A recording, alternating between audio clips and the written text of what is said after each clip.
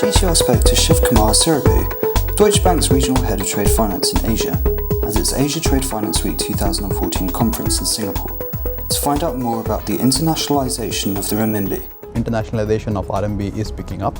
The trend we are seeing at Deutsche Bank is a lot of interest not only from corporate clients but surprisingly from a lot of our bank customers as well. We have seen almost a 75 to 80% increase in the volumes that we are handling in terms of trade settlements. That is in the first 7 months of this year. Almost 20% of all of China's trade is now denominated in RMB.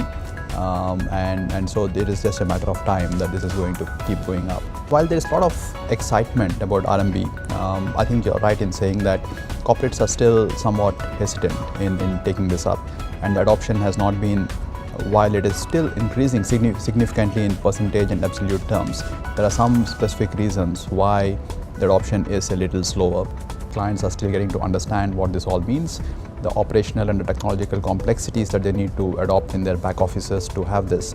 And I think also at some stage, other than the large multinational corporates and the banks, some of the mid-tier corporates are still hesitant about the implications of the FX risk purely from an exporter's perspective. One single biggest benefit of moving into RMB, it helps them to penetrate the Chinese market better and faster, bond with their Chinese customers.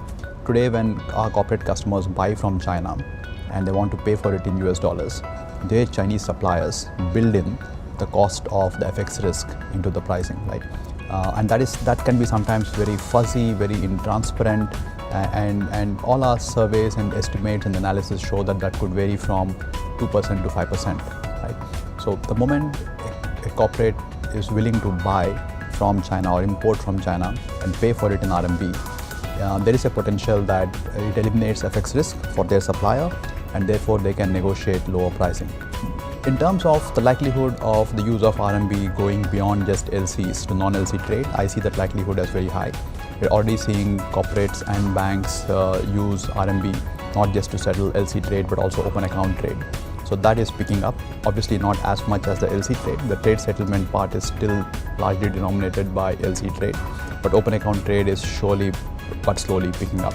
It's surprising that we now see European countries like Germany, UK specifically, and also France, who have hit the high teens, in between 15 to 20% of their trade with China is now denominated in RMB. A few years back, only maybe 2 to 3% of Germany's trade with China was in RMB.